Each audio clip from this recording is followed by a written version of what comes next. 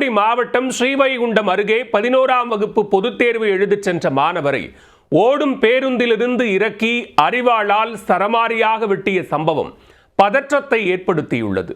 கபடி விளையாட்டில் ஆர்வம் கொண்ட மாணவரை திட்டமிட்டு கைவிரல்களை துண்டித்ததாக கூறப்படும் குற்றச்சாட்டின் பகீர் பின்னணி என்ன? மாவட்ட அளவில் கபடி போட்டிகளில் அசத்தி வந்த பள்ளி மாணவரை கட்டம் கட்டி 3 பேர் கொண்ட கும்பல் கொலைவெறி தாக்குதல் தொடுத்துள்ளது. பட்டப்பகலில் பேருந்துக்குள் புகுந்து அடாவடியில் ஈடுபட்ட கும்பல் மாணவரின் கையை மட்டும் குறிவைத்து வெட்டும் அளவிற்கு நடந்தது என்ன?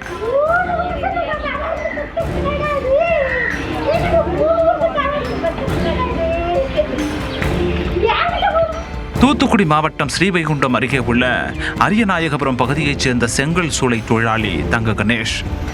இவரது மூத்த மகன் நெல்லை பாளையங்கோட்டையில் உள்ள அரசு உதவி பெறும் பள்ளியில் 11ஆம் வகுப்பு படித்து வருகிறார். தற்போது பொதுத் தேர்வு நடைபெற்று வரும் நிலையில் ஆங்கில தேர்வுக்காக சொந்த ஊரிலிருந்து பேருந்து மூலம் நெல்லை நோக்கி சென்றுள்ளார். அரியநாயகபுரத்திலிருந்து 2 கிலோமீட்டர் தொலைவில் உள்ள செட்டியம்மாள்புரம் பகுதியில் நின்றபோது 3 பேர் பேருந்தை வழிமறித்துள்ளனர். பின்னர் பேருந்துக்குள் ஏறிய 3 பேர் கொண்ட அந்த கும்பல் 11ஆம் வகுப்பு மாணவரை வலுக்கட்டாயமாக பேருந்தில் இருந்து கீழே இறக்கி உள்ளது. அடுத்த கணமே அவர்கள் மறைத்து வைத்திருந்த அரிவாளை எடுத்து மாணவரை சரமாரியாக வெட்டியிருக்கின்றனர். இதை கண்டதும் பேருந்தில் இருந்தவர்கள் கத்தி கூச்சலிட்டதால் அந்த கும்பல் ஆயுதங்களை அங்கேயே போட்டுவிட்டு தப்பி ஓடி உள்ளது. படுகாயமடைந்த அந்த மாணவரை அங்கிருந்தவர்கள் மீட்டு ஸ்ரீவைகுண்டம் அரசு மருத்துவமனையில் சேர்த்தனர். முதல் உதவி சிகிச்சை அளிக்கப்பட்டதும் மேல் சிகிச்சைக்காக நெல்லையில் உள்ள அரசு மருத்துவக் கல்லூரி மருத்துவமனைக்கு மாணவர் மாற்றப்பட்டார். இந்த கொலைவெறி தாக்குதலில் 11ஆம் வகுப்பு மாணவருக்கு தலை, கை, முதுகு உட்பட உடலில் 10க்கும் மேற்பட்ட இடங்களில் காயம் ஏற்பட்டுள்ளது. தலையில் 15 தையலும் போடப்பட்டிருக்கிறது. படுகாயமடைந்துள்ள மாணவருக்கு மருத்துவக் கல்லூரி மருத்துவமனை முதல்வர் ரேவதி பாலன் தலைமையில் மருத்துவர்கள் தொடர்ந்து தீவிர சிகிச்சை அளித்து வருகின்றனர். பாளையங்கோட்டை வட்டாட்சியர் இசைவாணி மாணவரை நேரில் சந்தித்து அவருக்கு அளிக்கப்பட்டு வரும் சிகிச்சை முறைகள் குறித்து மருத்துவர்களிடம் கேட்டறிந்தார். மாவட்ட முதன்மை கல்வி அலுவலர் சிவகுமார் சிகிச்சை பெற்று வரும் மாணவரிடம் விசாரணை நடத்தினார்.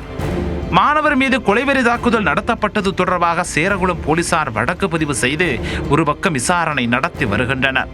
காவல்துறையினர் நடத்திய முதல்கட்ட விசாரணையில் கபடி போட்டியால் ஏற்பட்ட முன்விரோதம் காரணமாக 11ஆம் வகுப்பு மாணவர் தாக்கப்பட்டது தெரிய வந்துள்ளது.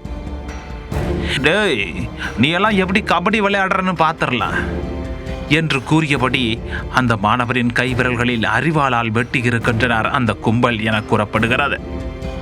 மாணவர் தாக்கப்பட்டது குறித்து அவரின் தந்தை தங்க கணேஷ் கூறுகையில், கபடி போட்டியில் சிறந்து விளங்குவதால் தனது மகனை நெல்லையில் உள்ள பள்ளியில் சேர்த்ததாக கூறினார்.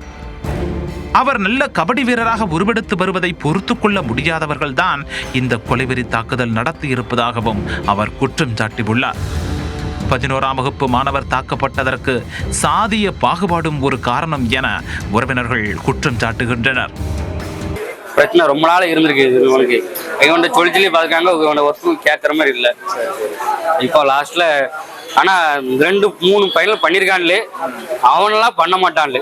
அவங்க ஊருக்காரங்க ஒரு உந்துகோல் மூலம் பண்ணியிருக்கான். பஸ்ல வந்திருக்க பையன்லாம் மெனக்கிடம் பேச இறக்கியிருக்காங்க. ஏன்னா 11th பையன் ஒன்னா படிக்கிற பையன் தானே, ஃப்ரெண்டும் பேச ஒன்னா அடிச்சு போயிடுவான்லே, முடிஞ்ச உடனே அடிக்கதான் செய்வான்லே அப்படின்னு சொல்லி இறங்கியிருக்கான். வெட்ரோலுக்கு வந்து அந்த 3 பசங்க வெட்ரோலுக்கு அறிவு இருக்குன்னா அவனுக்கு வந்திருக்காது. அவங்க ஊருக்காரங்க இந்த தொழில் தெரிஞ்சவங்க அவனை வெட்டினா இன்னும் வரமாட்டான்னு சொல்லி தான் ஊர்வலம் பண்ணியிருக்காங்க. அவங்களையும் அரெஸ்ட் பண்ணணும், அவங்க பின்னாடிங்களையும் அரெஸ்ட் பண்ணணும்.